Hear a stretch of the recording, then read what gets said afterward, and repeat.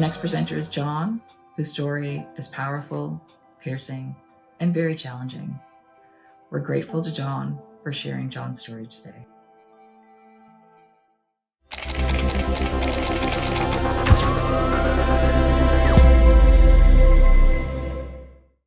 Hello all, I'm John Clark, a bisexual, non-binary gendered person. Being politically active since I was a teenager, I've fought U.S. imperialism, for our rights as working people, as a rank-and-file industrial organization unionist, for an environment that remains hospitable for humans, for a justice system less criminal, and for gaining my rights and my health care as a non-binary bisexual person. Currently, I'm a restaurant worker in Washington, D.C., facilitate a gender-expansive support group at Whitman Walker Health, and sit on the planning committee of Genderqueer D.C. I was first victimized sexually as a young child. Some of my earliest memories are being abused by my teenage cousin. That only ended when he was almost caught. He had me tied up in the tool shed, and my father came looking for us. Then at 9, I was victimized by my sister's best friend. These traumas and others have followed me through to adulthood. I feel that my abusers stole my innocence and left me broken. When I was a young adult, an older friend sent me to a counselor. I was drinking heavily and sleeping around during the AIDS crisis and needed help to get my life back on track. While most of my partners until that time had been male, I had started dating women as well. My counselor wouldn't allow us to discuss bisexuality in group, so while he helped me get me back on my feet, my sexuality, gender, and history of sexual violence never got addressed.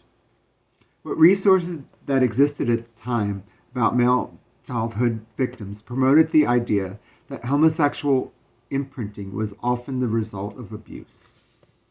It wasn't until I was in my mid-30s and with my partner over a decade that I confided my history of childhood sexual violence.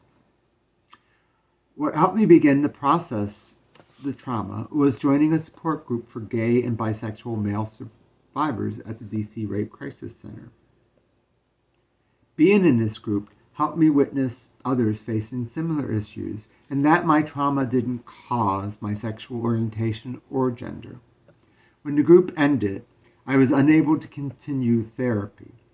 Later, I understood that while opening up about my history of trauma, I still had a lot of processing to do.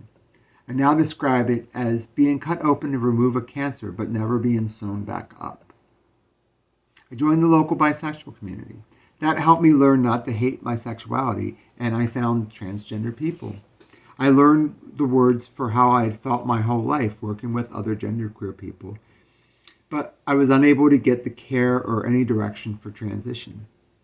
I mitigated my gender dysphoria through body piercings, shaving, various rounds of naturopathy, growing out my hair, and dressing androgynously. That helped some. Years later, when the standards of care were updated to include third gender people, I began looking for resources to transition.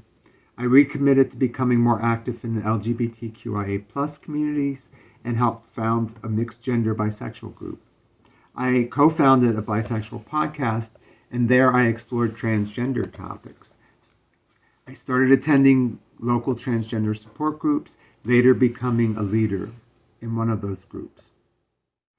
While transition helped me live my life more fully, I began dealing with discrimination and harassment at levels I had not faced before. My attitude was always to just keep moving forward and not let these violations set me back. That seemed to work for a while. But a few days before Halloween in 2018, I was raped late at night on my way home from community events. It was a cold, rainy Friday evening, and it was a busy one for me, starting out catching a bus downtown to support a friend's event for Intersex Awareness Day, then uptown for a bisexual community event. I stayed too late and missed the last metro train home, which meant late night buses. In the back of one of those buses were a group of young men discussing their prison stays. Unknown to me at the time, one would follow me off the bus, one who targeted me because he knew I was trans. I was forced to watch him follow me off that bus during my second interview at Metro Transit Police Headquarters. From Saturday until Tuesday, I was checked out. On Sunday, I messaged my primary care provider to get post-exposure prophylaxis. I've learned from my colleagues in transgender rights and support communities that many of us contract STDs through rape and sexual assault. I knew I had 72 hours to start treatment, so even in my fog, I was able to get the needed shots and pills. On Tuesday, my therapist helped me begin to process everything. I went home that evening and told my partner I was raped, sent a message to the Metro Transit Police the next day, and had a text conversation with RAIN's National Sexual Assault Hotline. That led me to the Network for Victims Recovery of DC, who provided me with a caseworker. She accompanied me to file the report with the Metropolitan Police Department, but because the crime happened on Metro property, they claimed jurisdiction. My second interview with Metro Transit Police left me feeling assaulted again. This happened without a female detective in the room to protect me from the accusations from the male detective that I was asking for it and proof that I wasn't. It's common when investigating crimes of sexual violence that we are victimized by those who are supposed to be our champions. Without my caseworker being there, this would have been an even more traumatic experience. We depended on Metro Transit Police Detective and the U.S. Attorney's Office to be in contact with us about the case. Autumn passed into winter without updates. My caseworker kept trying but got silence, excuses, or just put off. In early February, while going through a local blog, I found a seeking to identify post from Metro Transit Police, including pictures of the man who attacked me. That episode dragged me down even further. We tried to get approval from the DC Crime Victims Compensation Program so that I could get psychiatric care. While I had an individual therapist and a group therapist, I needed to be medicated in order to help recover. Finally, after getting approval and getting care, we were subsequently told that I was rejected. Not having money to pay, I went into arrears with my provider. My caseworker kept trying to get compensation and to find out the status of the case. It wasn't until summer that we learned from the U.S. Attorney's Office that the case had been dropped in spring, but it had never been communicated to us. I felt re-victimized learning this until news broke that the office was only prosecuting a tiny percentage of reported hate crimes in D.C. Knowing that I was just another LGBTQIA+ person denied justice by the Trump administration helped me understand why I had been treated so poorly, and it actually helped me in my healing process. Too often, sexual violence enters the spectacle with none of the issues victims need to recover present. The lack of content warnings proves that our interests as survivors aren't considered. I should have been warned about the images of my perpetrator online before coming across them. When rape is the topic, sometimes there's a hotline at the end of the episode or a report.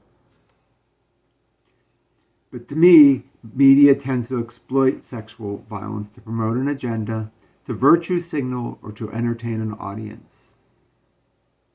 Only good victims are allowed sympathy, and they tend to be middle-class, virtuous women or girls. The rest of us are left without a voice. Because we don't fit into the common narrative, we are erased, made invisible. As I age, I've seen the climate change radically for gender and sexual minorities, as we have begun to gain some of our rights on paper. But far too often, for those of us on the ground, there's still lots that need changing. From my own experience, one item rarely addressed is the impact of the high rate of sexual violence against those of us in LGBTQIA communities and the effect it has on us throughout our lives. That's why presentations like this are so important. They shine a light on how sexual violence affects us. I decided I needed to speak for myself in order to help others struggling in darkness. I know through my own life how being made to feel invisible kept me from seeking help for so long. I demand that we get the care that we deserve instead of being ignored. I ask those who are listening to help us meet our need to recover and live our lives to the fullest. Thank you.